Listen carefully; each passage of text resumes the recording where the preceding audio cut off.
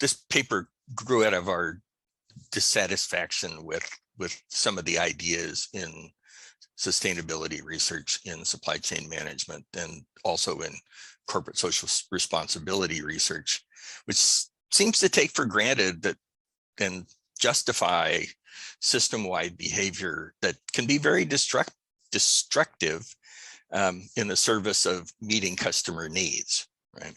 So there's a growing conversation among supply chain management scholars, and to be fair, among executives, about the fact that global supply chains produce too much of too many kinds of things.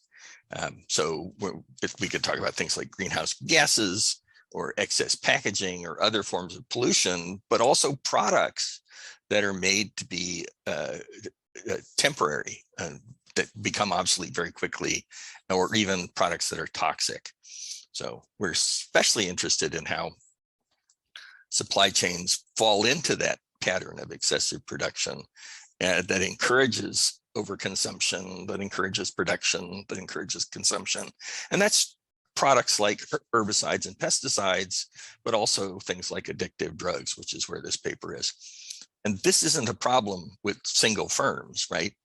This is a system problem. Every firm produces a little too much. We kind of have a commons problem. So you can't solve it. It's a wicked problem you can't solve by penalizing one or two bad actors. So this is exactly the kind of system level supply chain problem that scholars really should be studying to solve the world's problems, but we don't generally have the data.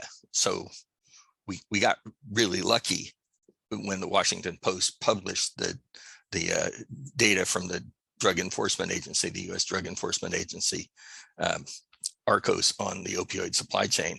And so it gave us an opportunity to look at a real problem with real data, where we thought we could talk about why things are the way they are.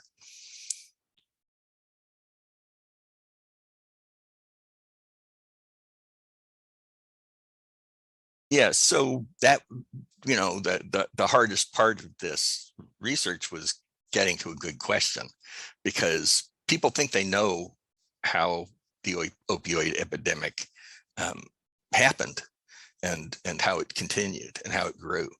The idea that we had evil pharmaceutical companies making these bad products and doctors being lazy and stupid and prescribing them, right? And then everybody getting addicted. But that's not, that's kind of true. Yes, Purdue Pharma did make oxycodone particularly marketed as safe and effective and get the FDA to sign on to that. But it's not the whole story, not by a long shot. So everybody knew that opioids got people addicted, and they did it anyway. And that's, manufacturers knew, the DEA knew, but manufacturers kept asking the DEA to increase allowable production. Pharmacists knew, distributors knew, and they all did it anyway. And they've everybody I've mentioned there, every kind of actor I've mentioned there, has settled some kind of lawsuit and paid some kind of penalty. So it's pretty clear that there was a problem. So our initial question was, how did this happen, and why did it endure? Why did it take so long to get a reaction? And then Ed, you want to talk a little bit about the review process and how we got the normal misconduct? Yeah, so this is during the review process. So with some of the comments, insightful comments from the reviewers, we got to the idea from Palmer, from the notion of normal misconduct. And then we start toying with this idea, and Paul had this, I would say, brilliant idea that, well, maybe we can bring this to the supply chain. So we would theorize on supply chain normal misconduct, because it sounded like, by what Paul just described, it became a normalized behavior, a systemically normalized behavior. So through the comments of the review team, we got to this idea of borrowing again from Palmer. We brought to the supply chain area the notion of supply chain misconduct. Right, and that that involves some gray areas, right? Like, how come people didn't react, right? So, what kinds of gray areas make misconduct normal?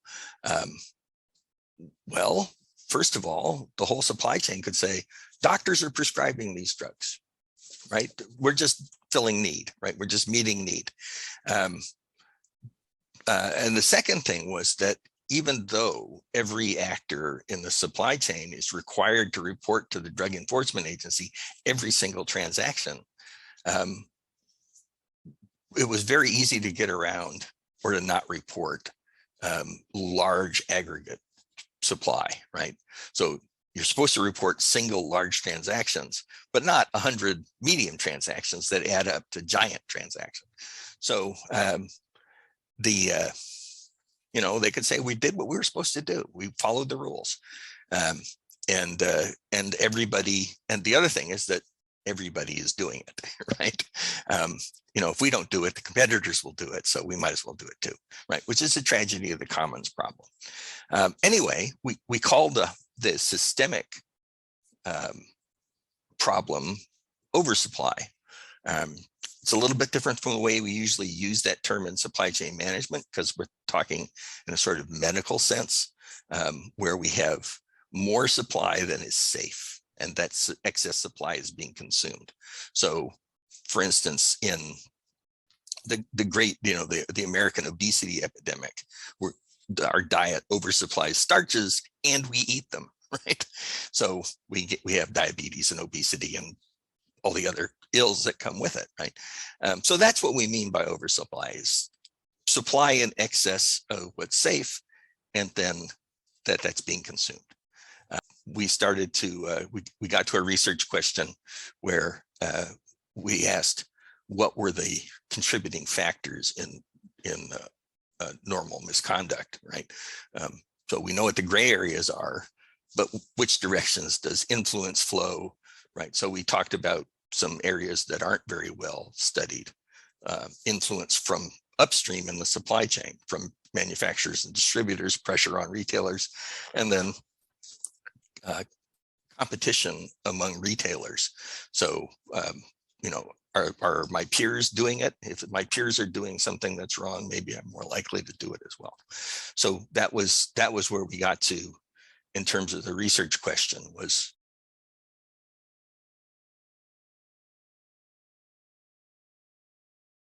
So we took the DEA data. The DEA data is from the Automated Consolidated Reporting System, ARCOS, and it has the seller, the reporter, the buyer, in our case pharmacies, and it also has the manufacturer.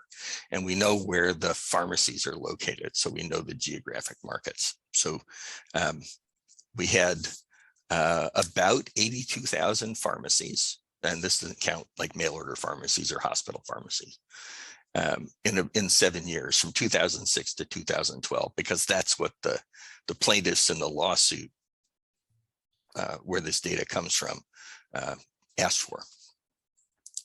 So, 425,000 data points, pharmacy years. We did the analysis, and this is another thing that the reviewers suggested that was really great. We're using a new, relatively new statistical method, hybrid model that produces both a fixed effects within firm model that econometricians would be accustomed to, and a between firm model that's more like what strategy people would be used to, right? So we get both looks at how the various factors relate to each other. And then we had the problem of measuring oversupply. so we're measuring excessive production, which requires us to draw the line in the sand about what's safe, right? We have to say what's safe. And there's no regulator that says, you know, we can have 400 million units a year for a population of 330 million or something like that. There's no regulator making that line. Luckily for us, there's a really good body of research on the incidence of different kinds of pain in the population, right? So we have research from really good medical journals saying, you know, this many people need hospice care, pain management, and this many people have post-traumatic or post-surgical pain management, and there's chronic, less severe pain management. They give us, so we have really great scientific basis for saying how much of what kinds of pain are present in the population, which turn out to be relatively stable. And we have really strong guidelines for prescribing that come from the Centers for Disease Control and from medical associations. Like, how long should an opioid prescription run, and how many doses, and how big those doses are. So we were able to estimate a level of safe supply. And this is a pretty unusual thing for a supply chain paper to do. Right? Normally, we just accept demand the way it is and say any demand that's being met is okay. Here we're saying there's this much demand is okay. Anything above that is excessive, is oversupply. And we did have an ongoing struggle with the reviewers over this, but we did manage to produce an estimate of what, you know, for any given year, what the supply should have looked like, what would have been safe.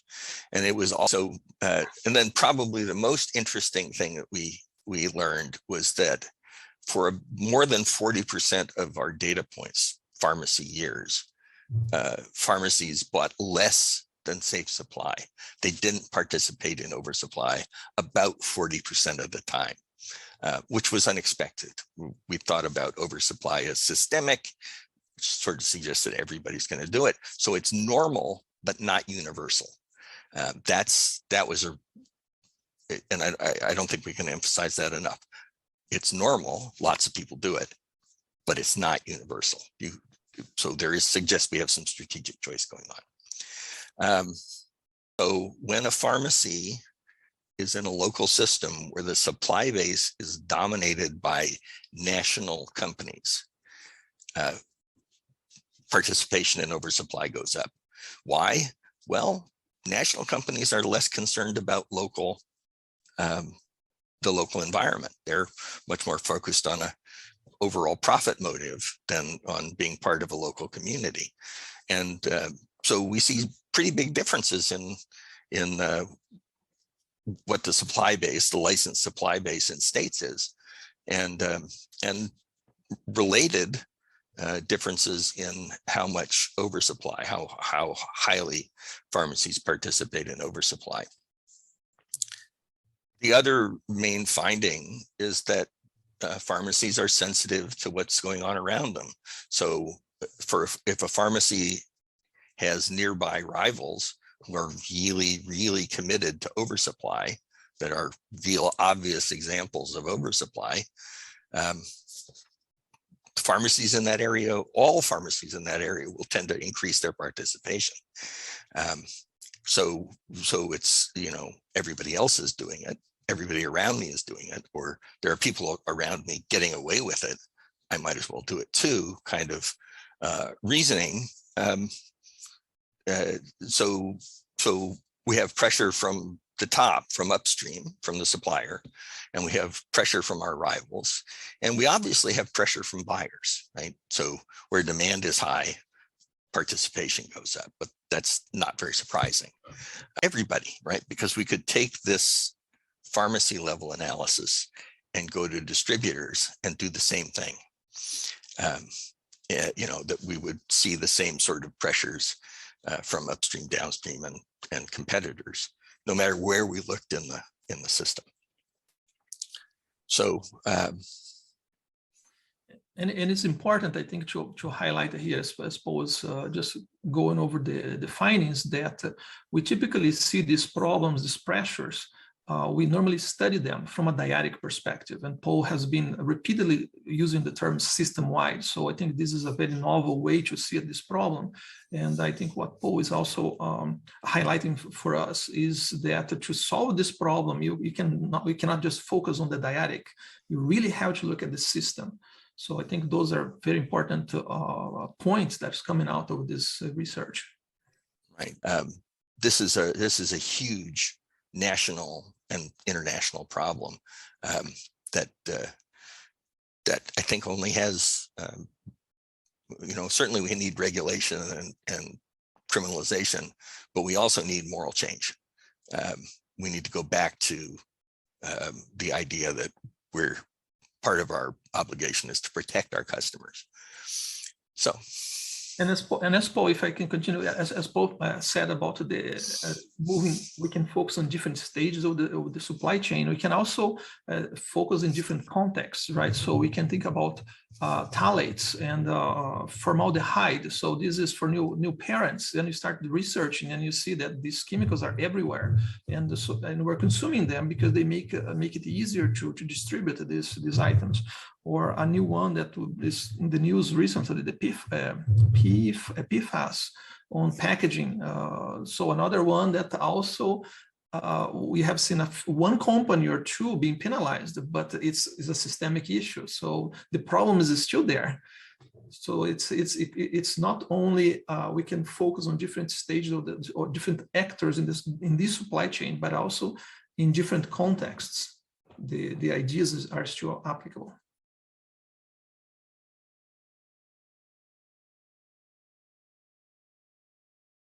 We do have another study that's just starting where we're looking at demand spillover, which is a phenomenon that occurs when one jurisdiction is highly regulated and an adjoining jurisdiction is less regulated, so that demand spills over from the regulated market to the less regulated market. So we're doing that between states because we have good data on when states regulated and how. What we want to add to that is the effect of the supply chain. So does having the same set of suppliers change how that works, right? So if I have the same set of suppliers in two states, does supply get moved to the less regulated state as well? Which would be an interesting idea. Would suggest that it's supply spillover as well. So that's a project we're working on. And then we think that, as Ed was just saying, this is really applicable to all of sustainable supply chain management. If oversupply is systemic, then you have to have system level remedies. I think that's an area where the scholarly community and supply chain really ought to be focusing.